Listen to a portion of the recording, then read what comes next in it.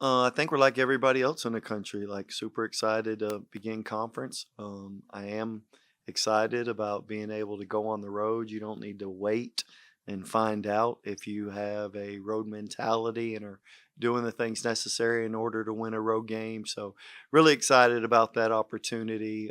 Play a really good team that I think stylistically, if you look at UAB, like there's a lot of similarities between us and them. I know they're top 10 in the country at defensive rebounding. We're top 20 at offensive rebounding. They do a terrific job of taking care of the basketball. We do a terrific job of taking care of the basketball. I think their margins are plus 10 on the glass. I think we're plus 8.5. So there are a lot of similarities between their styles, and will be up for the challenge. Hmm. Hmm. Yeah, me too.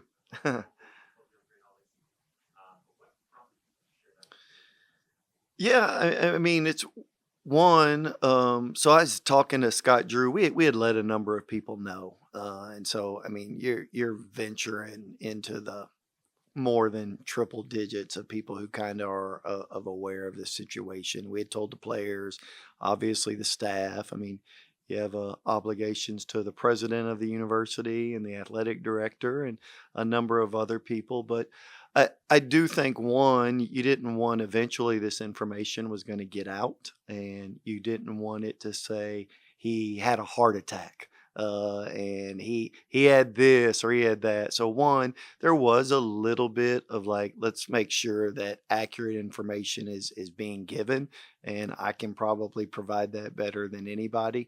There was quite a bit, from what I understand, that got lost in the translation. I know multiple. In my mind, multiple means more than one. I have two stints. Don't have three. And I've heard a number of things that probably have to correct during the course of over the course of time. But it's one of those things. Just visiting with Scott Drew, he's like, you have to kind of share with people the need to get in front of this. Like I skip physicals. Like I wouldn't go. I knew that from a cholesterol perspective, my numbers were high, but I just be like, I can go work this out. I can go work out. I can do everything. And the truth is I didn't know this, that cholesterol is 80% hereditary, and you're not working out bad genes. You're not working out bad eating habits. There's some days I grew up in Texas, so you're served queso and salsa at every single meal, and you're like, I can still eat this, and I can go work out later. And you're not working out a bad diet. But I would have a tendency to skip physicals, and come to find out that if there's opportunities that you can prevent this stuff, you need to prevent it. And obviously, Christmas is a holiday where it's a sad occasion for some people. And you wanted to be mindful that if we can take the steps and do the things necessary that can prevent us from being in that position. Obviously, there's a number of situations that can't be prevented, but I do think mine could have been prevented had I been aware, and I was aware. I just wasn't doing the things necessary. And I've gotten a ton of emails. I've gotten a lot of things that, hey, your revelation, thanks for your vulnerability, but your revelation led me to go get a calcium test. Or, you know what, I became aware of something that I wasn't previously. And so that was kind of the goal, is like, I need to make sure that other people aren't in my position. If you can prevent it, let's prevent it. And I didn't do a good job of that. So I'm hoping people learn from my lack of going up and maintaining physicals and things of that nature. Yeah.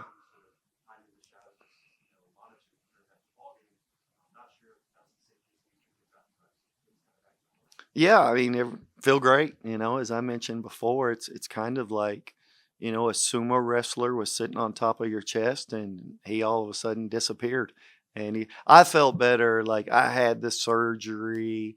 I had the surgery Technology is amazing, right? They go through your wrist. I don't even know if y'all can see that, but there's like a little mosquito bite. They just run a little wire up. They do the procedure. It might is the same question my wife asked, like, "Are y'all about to crack him open?" And they're like, "No, there's methods that we can be less intrusive." And when you go through that, it's you're fine. Like I when I at 5:30 that morning when I was speaking to the doctor, I felt like a new person. Like it was all of a sudden that weight had been lifted off your chest. So feel great, feel as good as I've ever felt. And I don't have a disease or anything. I know heart disease or coronary artery disease. There's diseases. Mine was I needed to address a cholesterol issue that caused a blockage. I didn't. I was able to address it there, and as I mentioned, I consider myself extremely blessed that you're at the hospital while the cardiac team is being assembled. Then you have an episode that needs an emergency procedure, and 5 minutes later, it's happening. Not everybody I've heard stories about how people would have chest tightness and things of that nature mowing the grass, and they go lay down on the couch, and you hear a variety of things from heart attacks. I don't my procedure is probably the same as Kim Mulkey's. I know Kim pretty well, the women's coach at LSU, and I'll end up talking to her. I'll end up talking to Bill Self. If you look, Don Staley has had a heart issue, and I was like, well, there's a correlation here between heart issues and national championships. So that's the next goal. But I feel perfectly fine. For the 6 games in the conference to start on the road. How tough do you think that stretch is going to be? And my only focus really is I don't it's a race, but you just try to go 1-0. Like you're not thinking about anything else. We had a player who was a really good player that I coached at Baylor, Lace Darius Dunn, ended up being the Big 12's all-time leading scorer until Buddy Hield passed him. But if you told Lace Darius about what was going to happen in the next 2 weeks, Lace Darius, phenomenal. I love him to death. But he forget the 2 weeks. What's happening tomorrow? And he taught me a really valuable lesson. Like, get locked in on the day, do the things necessary for that particular day, and just focus on tackling and winning that day. So I couldn't tell you who the six are. I know that we play UAB and then Saturday Charlotte. I honestly don't know who we play next week. I know they're at home, but I honestly do not know. And so I've always been that way. You just get wired in and focused in on that particular day. But the focus is how do you go 1-0? Progress was made in steps and it's not leaps. And I think anytime that you go through, I watch people evaluate things game to game, and I kind of just and people make assessments, and I just smile because yeah, you kind of do it day by day, but you examine the entire body of work and you see how that plays out. But for me, it's just I know it's UAB at 3 o'clock on Wednesday, so I really don't know. I couldn't tell you who we after this weekend who the other four are. Is that something you're emphasizing with the team this week? Just kind of Oh, getting that absolutely. mindset. Yeah, absolutely. Like we have a big placard that we carry around that we put in the locker that says 1-0. And that's it. Like I mean, that is our only focus.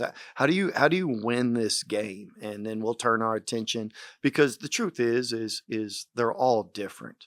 The way that we played um pick and roll coverage with EKU was different than how we played pick and roll coverage with Wofford.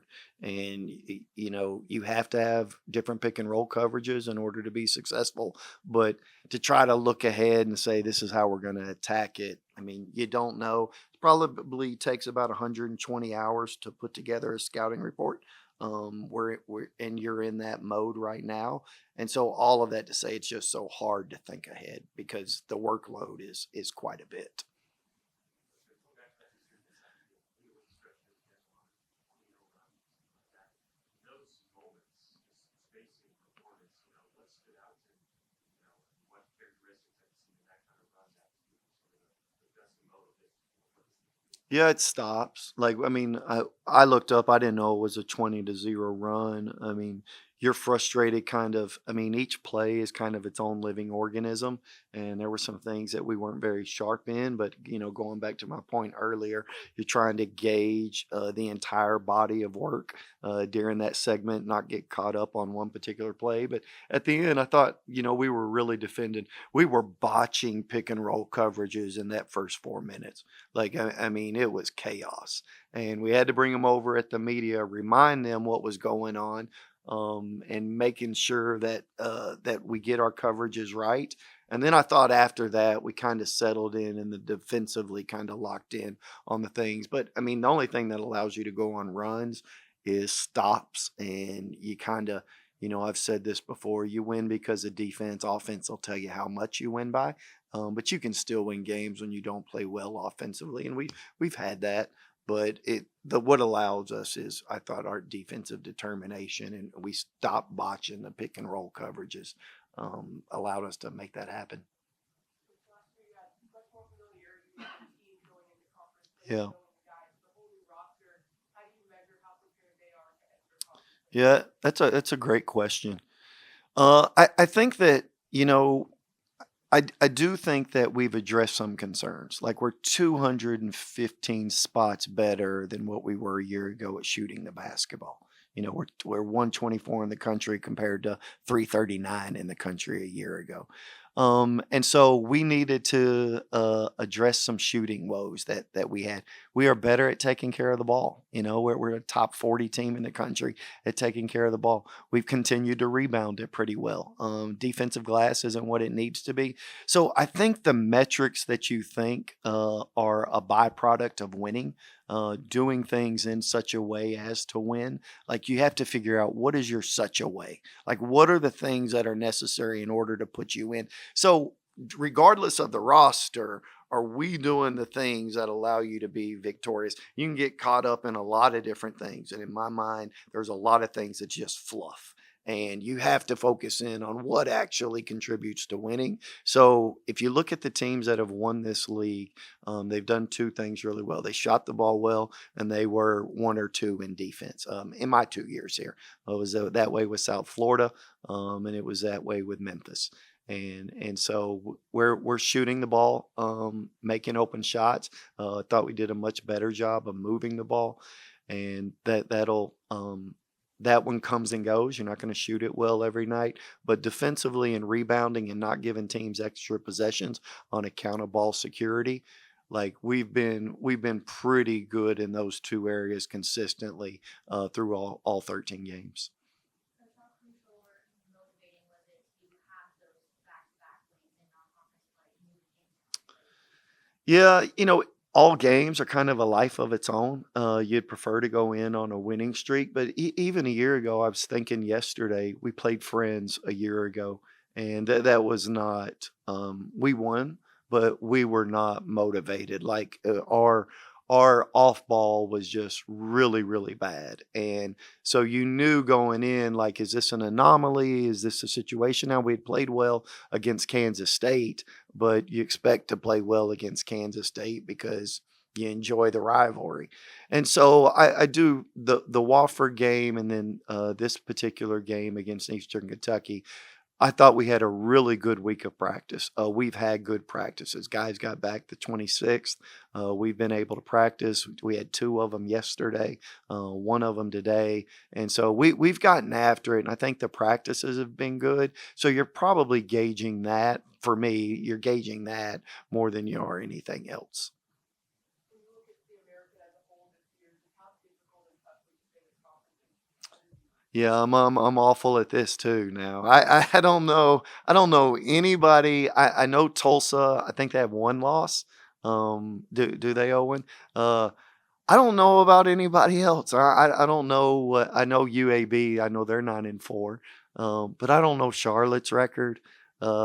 I don't even, like I said, I don't even know who we play next week. So I definitely don't know there. I don't really pay attention to it. I'm just telling y'all, I keep blinders on. I stay locked in on this. I don't read Twitter. I don't watch, no offense, I don't watch anybody's news coverage. I don't read you, Owen. I don't read Taylor. And so I'm just, again, y'all all do phenomenal work. I just like, I need to be an expert in Shocker basketball and these 15 players. And that's what I pride myself in knowing better than anybody else in the country. So I don't know enough about the American. I'm sorry. Have you ever seen something like Quran, career 20% 3-point shooter? He comes here, he's shooting like double the attempts, double the percentage now. Have you seen progress like that before? Yes. A lot of this, though, is I got to give the staff a ton of credit. Like, our staff just did a phenomenal job. Conference championships are won on random days in June and July. And that's been my experience. And so what happens is 7 a.m. Karan Boyd is putting in the time and putting in the work. He's not doing it by himself. We have graduate assistants here. We have coaches who are kind of like, these are the things you need to do, KB, in order to put yourself in position. Now, to his credit, he's put in the work. And so because of that, what I appreciate about KB is he's got a ton of confidence. And the confidence is a byproduct of the work. But if you'd have come in here at 7 a.m. at any day in June or July, I can almost bet you Karan Boyd was in here. And so what you're happy for is that his work is paying off. This is a game that will give you what you give it. And I'm happy for him. We experimented with him being a point guard. During the course of the summer, we saw Sion James do it at Tulane. It was primarily a 4, went to Duke and did a really good job. And so I think his ball decision making, it wasn't up to par as some of the other guys, but he got comfortable with being on the perimeter. He's primarily been an interior player on the 4, been around the rim. We knew we weren't losing much from a rebounding perspective, but he needed to put in the work to be confident. Our staff did a phenomenal job. And to Karan's credit, he plays with confidence, and he should. And I mean, we showed today corner threes. He shoots 48%, 47.6. He's 10 of 21. Like, I mean, at the end of the day, if you're getting a 1.44 shot, you like every opportunity you get to take those, you have to take them. And what he does defensively, his value, I mean, it's just elevated everybody. But I have seen this with players. Some of them just get really, really confident. And I know that during the course of his career, he's only made 23s, and he's sitting at 17 right now. And I hope he surpasses his career record in 14 games and what he's done the previous 2 years in the next one. I remember he was the first one that signed, I think, in that transfer cycle. Yeah. I'm sure the recruiting process is not the same as it always was, but was there like a conversation you had with him, somebody you talked to that knows him, that's like, okay, this guy, he's going to put in the work? Like, is there any like a tell that made you guys believe like he is gonna progress when he comes here? One, we saw him. Two, I think in my mind, I really saw the value in Ronnie DeGray.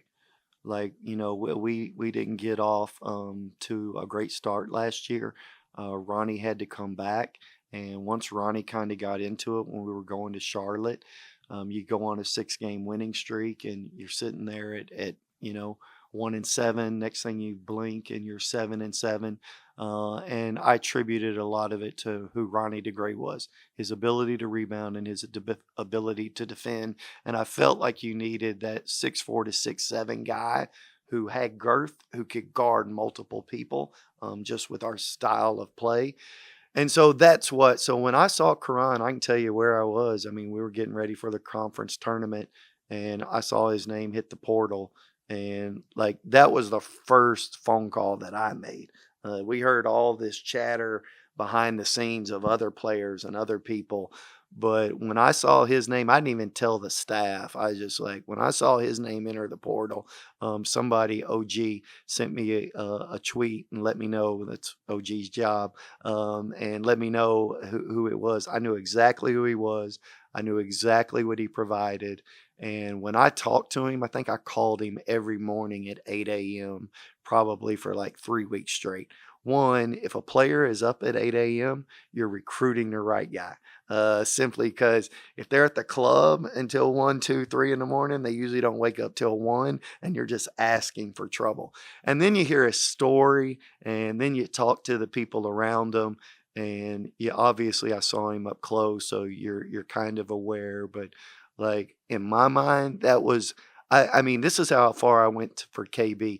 I had a car and I went and traded it in, and I had to pay like $8,000 extra to get this new car, right? A lot of money. But I wanted a new car for Karan Boyd on his visit. And Karan Boyd gets in my car and he says, "Is this a new car?" And if he wouldn't have said that, my feelings would have been hurt, because I'm like, I paid $8,000 for this thing to make sure your visit was tip top. And I was like, good for him for acknowledging that. That's how far I went out of my way to make sure that we got Karan Boyd. And obviously, he's been terrific. We debate, can we play him 40? I think some days the answer is yes. But I mean, I love Karan Boyd. Just like his makeup, like his story, his background seems like it's a guy that was, overlooked, kind of, has that chip on his shoulder, starting at D2. Now he's at this level. Are those the kind of guys that you look for, like guys that kind of have that background, that chip on their shoulder? Yeah, I mean, you want players that want to be good, right? Like, I really can't help you. I could be the worst coach in the world. If you don't spend time doing this and you don't want to do this, then I'm just going to make you worse, right?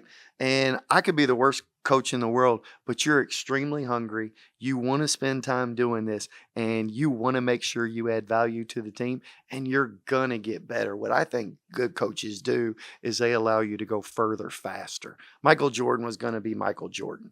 Somebody could probably get to where he was going to get. Somebody's going to do it in 12, but somebody's going to be able to get it done in 10, right? I just felt like his development, like if I'm the greatest coach in the world, but you don't love it and you don't enjoy it and you're not going to work at it, not much I can do anyway. And so I just find guys that really want to get the most out of their God given ability. And like, do you really want to commit to this? I try to figure out we go through their Twitter, we have people, we look through every Instagram, we look through every comment. And if you post anything after midnight, we usually won't recruit you, just because I know we're asking for trouble. God forbid you do it in some provocative way. We're definitely not recruiting you. But when you look through and you realize his story, I mean, again, his parents own an orphanage, and he's kind of been around a lot of tough situations, but you see how giving his family is. You realize that, man, he's hardwired. He's been raised in a way that giving is kind of his nature, and just phenomenal kid. But I just try to find guys who really, really love basketball. If you don't, I saw this quote by the Miami Heat, by one of the Miami Heat players, says, if you do not like basketball, being involved with the Miami Heat, you'll hate it even worse. That's what I want. Like, if you don't love basketball, you will absolutely hate being at Wichita State with Paul Mills and our staff, because it's all I do. I don't do anything else. I don't have any other hobbies. And so you just try to find guys like that. All November is growth month, December receiving month. Yeah. You find out who's competitive, right? Your January month is your competitive month. Like, you're going to figure out, like, is this really teams that are you competitive? Like, do you have fight in you? You'll see teams that, 4 or 5, game 6, you realize, like, you know what? They're the real deal. Like, and you kind of see the level of competition. We all play the same people. And so because we all play the same people, you can't look at records from a non-conference standpoint because strength of schedule for everybody is different. And so there's some teams that are going to be really good, that may not have the best record, but all indications are, you know what, based upon who they've played. But I consider January the competitive month, and then February becomes the separator month, right? You identify the teams that are competitive, and then you begin to see separation between the teams in the league and where everybody stands. So this is definitely a competitive month, and competitors enjoy going on the road. And as Owen just made me aware, 4 of our first 6 are on the road, so we'll be ready to go. When you look at just having one road win so far this win, was there any commonality you saw in those earlier losses or anything? Yeah, no, I mean they were all different.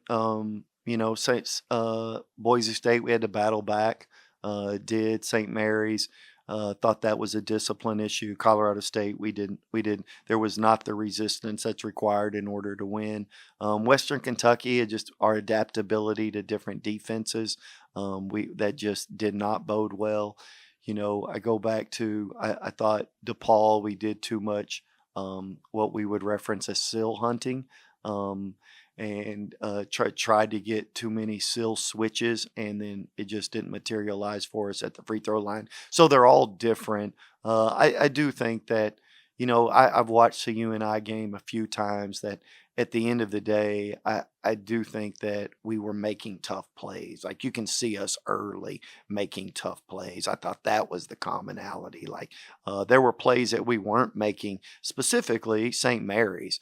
Like, I mean, there's a ball late in the game when we're down 1 and we got a chance to rebound it we don't come up with. And as a shocker, you make that play. I thought at UNI we were making those plays that shocker basketball makes.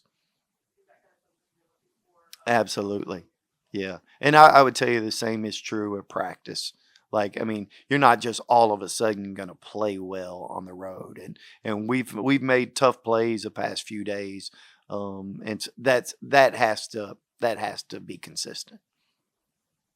And I guess, were there any games in the non-conference schedule that you saw the team particularly going up in the first 2 in conference? Yeah, I mean UAB is going to change defenses. They'll play 2-3, 1-3-1. They'll play a 3-2. They'll throw a variety of full court pressures at you. They'll play man to man. So I think the Wofford game, to where they were constantly throwing different defenses at us. I thought our zone offense was a lot better against Eastern Kentucky than it was against Wofford. And fortunately, Wofford, we were able to clean that up. So we've seen Western Kentucky, Eastern Kentucky, and Wofford all play zone and a variety of zone. So I think collectively those zone games kind of help. We have seen a lot of man. Pick and roll coverages have been different, and we've seen some boxing one. EKU obviously was trying to no catch KG, and I thought what was great about Kenyon Giles, like he didn't get a shot in the first half, not one.